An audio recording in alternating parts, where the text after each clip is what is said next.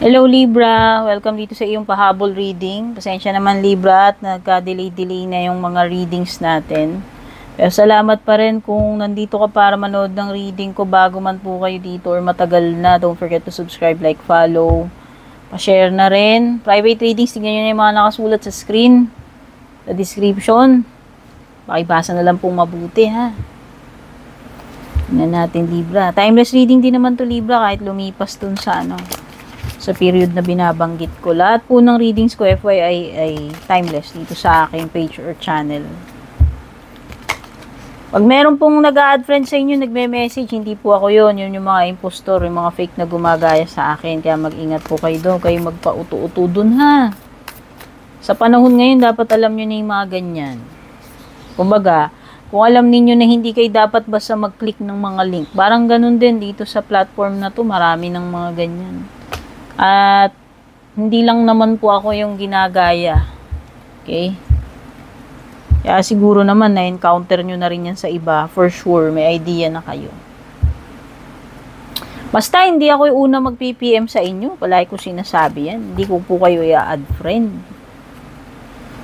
Hindi po ako mahilig mag-add friend. Tsaka hindi po pwede dito sa page ko mag-add friend. Imposible po yun. Kaya ako yung sinasabi.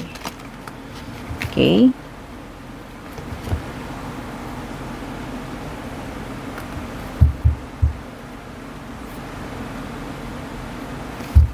Marami na kasing iba na bibiktima pa sila ng mga ganun eh. Meron ka ditong lion spirit, solitude,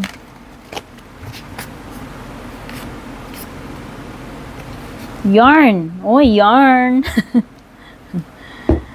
Hassles. Naku, may mga hassle pala Libra. So, ito muna. Tirahin muna natin to si lion spirit. Be generous of spirit. The spirit of generosity. Ito, si Lion, no? Siguro nandun ka sa ganong state, Libra, na, napaka-generous mo sa ngayon. Hindi naman kailangan na, hindi naman kailangan mayaman tayo, no? Kasi yung pagiging generous sa puso naman yun. At saka kung ano yung kaya mong ibigay, itulong. Okay? Andun ka eh. Andun yung energy ng pagiging bukal sa kalooban mo. Lahat siguro yung ginagawa mo. Mapa-charity man ito or hindi. Basta may something sa aura mo ngayon na ikaw ay yung pagiging generous, pwede rin naman pagiging forgiving. Yun ko yun yun yung intindi ko. Maaring iba-iba tayo ng pag-iisip or intindi, syempre. Iba-ibang utak, iba-ibang pag-intindi. Pero yun lang naman yun, base sa intuition ko, na-feel ko, andun yung pagiging bukal andun yung pagiging open mo na, andun yung pagiging forgiving, generous, no? So, siguro ito, whether nangihingi sa'yo or hindi, parang magkukusa ka. Alam mo yun? Kukusa kang tumulong, kukusa kang magbigay, bukal sa kalooban mo. Solitude, yung iba sa inyo dito, hindi ko alam kung bakit nagsusulo kayo. Ito ay period ng pagsusulo. Siguro may mga nare-realize kayo, Libra, at siguro gusto nyo muna ng peace and quiet. No? May mga times na ganun na kailangan mo na muna mag-solo. Lalo na pag meron kang mga pinag-iisipan ng malalim. So, pwedeng ganyan. Actually, ako Libra ako eh. Parang sa akin to. Sa akin nag-a-apply to. Ayoko impluwensya. Ako nagsinishare ko lang. Actually, sa akin, nagre-resonate to eh. So, parang nandun ako ngayon sa ganong charot, no? Na parang feel ko, solitude, ganun. Basta, meron akong ganyan sa ngayon. So, hindi ko lang alam yung iba sa inyo, baka nakaka-relate. Basta, may pinoproblema ka man wala, pwedeng naman pwede naman laging may pinoproblema ka para lang magsulo ka, di ba? Minsan kailangan mo lang talaga ng peace and quiet. Hindi naman dahil mayroong kakagad issue or something, di ba? Minsan gusto mo lang ganun. O baka naman ito ay pagiging solo talaga, like pagiging single, no? Makaiba sa inyo. Gusto nyo muna ng, ayaw nyo muna ng mag-entertain ng mga jowa-jowa, mga manliligaw, yung mga ganun-ganun. Siguro gusto nyo lang muna ma-enjoy muna yung pagiging single, yung pagiging solo. Yun lang naman yung nafe-feel ko rito. Pagdating dito sa yarn mo, Libra, ito yung may mga hassle-hassle. Ayan, so sabi ko na nga, mukhang may mga pahabol na hassle, problema, mess. Wow. Wow naman. Patapos na lang no, Libra, may pahabol pa. So, ito yung mga situations wherein kailangan ng pasensya mo, Libra. So, dugtungan mo yung pasensya mo. Kumain ka ng maraming pasensya at mukhang kakailanganin mo. Oo. May mga bagay ditong kailangan mo daw i-work out. Ayusin. O, diba?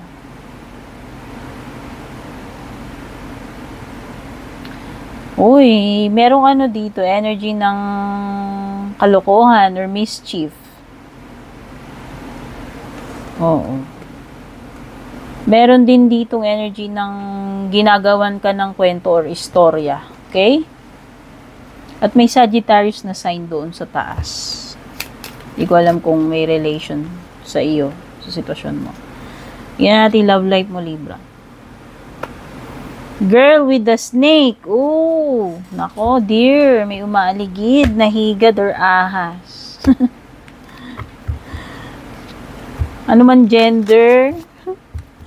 Huwag nyo naintindihin yung gender dyan. Sige, para neutral tayo. Baka sabihin nyo naman basta, meron ditong umaaligid na higad.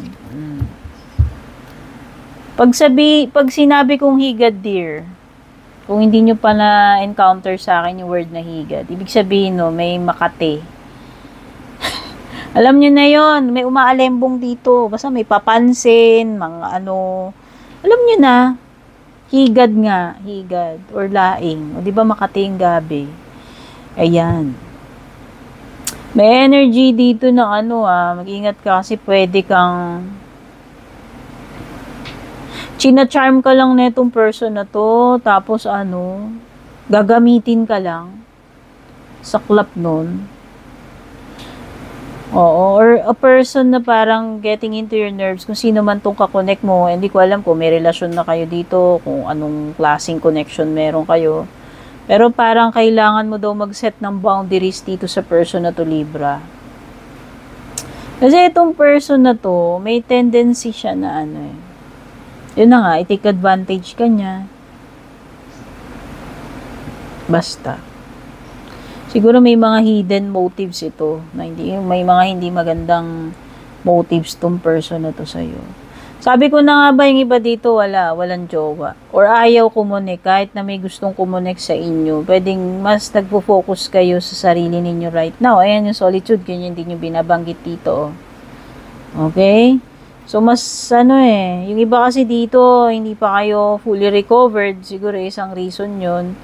Nagpapagaling pa kayo, hindi pa kayo okay. So, yan, nagsha-shadow work, nagre-reflect kayo sa sarili nyo. Yan sinasabi ko yung nagmumuni-muni kanina dito sa card na to. Okay? Yung iba naman na-appreciate nyo naman na kahit wala kayong karelasyon, mas okay pa nga. Mas okay pa nga para sa inyo yun. I cannot be vulnerable with you. I rather hide in the darkness before I let you see the inside of me. Parang yung kaninang card lang din to nahugot ulit.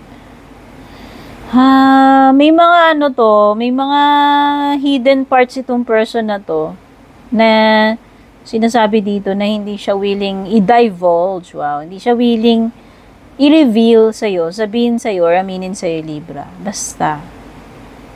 Itong person mo, may mga dark side ito na hindi natin sigurado kung malalaman mo pa yan or hindi. Kasi, sabi niya rather rather hide in the darkness eh. Bago mo malaman yung Libra. Hindi ko alam kung ano yung reasons nitong person na to, pero yan din yung malalaman mo in pagdating ng tamang panahon.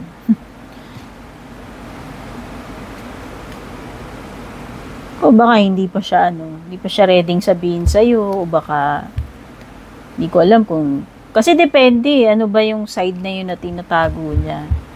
O baka takot siyang ma-judge, o takot siyang pag nalaman mo ganito ganyan, no? Basta for sure may mga rason itong person mo. Bakit?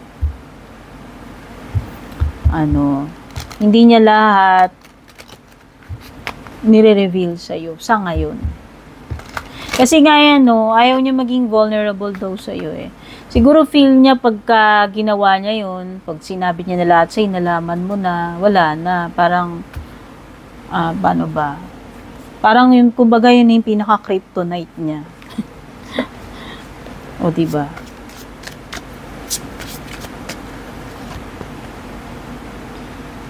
Okay. So, meron ka ditong banggitin ko na lang din yung mga signs na meron dito. May kaugnayan man to sa current situation mo or sa future mo. So, meron ditong Sagittarius, Gemini, Leo, Aries. May ending Libra with the Ten of Swords. May ending.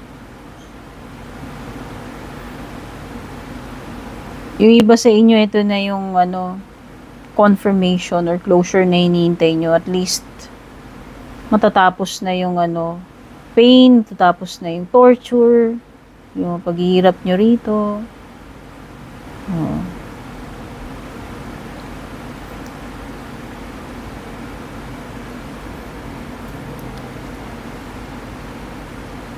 Wow, Strength card. This is a card ng pagiging resilient, malakas ang control sa sarili. So, nakikita ko dito, magiging matatag ka Libra. Or kung napanghihinaan ka ng loob, itong card na to, sinasabi na, lakasan mo pa yung loob mo, tapangan mo pa.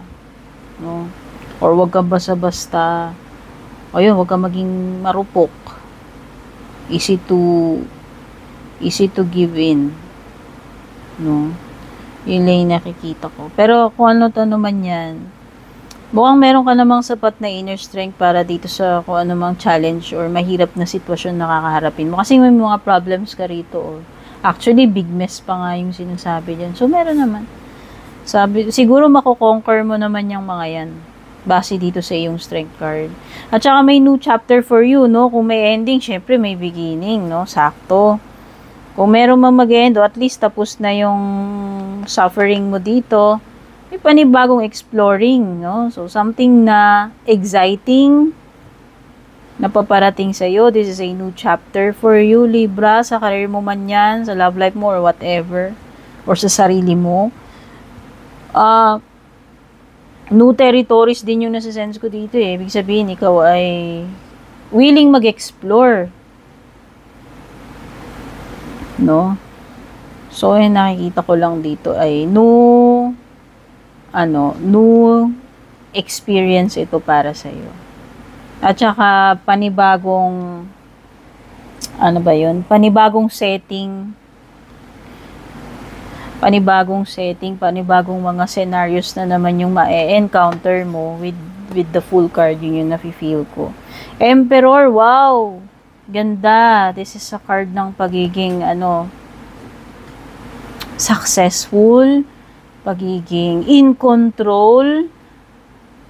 This is you regaining your your strength, your regaining control, your power, Libra. No? So, kung nawalan ka man, kung halimbawa na-diminish yung mga yon, so, yung mga nakaraan, ibig sabihin, you are back on track, kaya mo na uli. No?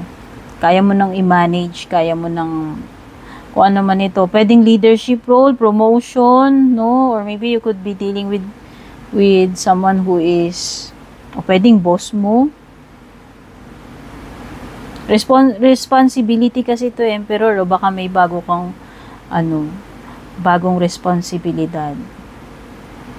This also pertains to fatherhood. So pwedeng may mga bagay dito na related sa ikaw, if you are a father, or kung sino man, tatay mo, father figure, no? Parang ganon. Ito kasi yung role na parang ikaw yung may pananagutan. Alam mo yun? Since Emperor, meron kang malaking role na ginagampanan at ikaw yung mag-handle. Ikaw ang magpapatakbo niyan. Kung ano man yan. Okay? So, yan yung mga na-pick up kong energies dito sa iyong pahabol reading, Libra. So, interesado ako sa private reading, tingnan mo na lang yung mga nakasulat sa description or screen. Take care. God bless. Babush. And kung balak nyo pong mag-book or mag-inquire ng personal readings ko, basahin nyo lamang po itong nakasulat sa screen or yung nakalagay sa description.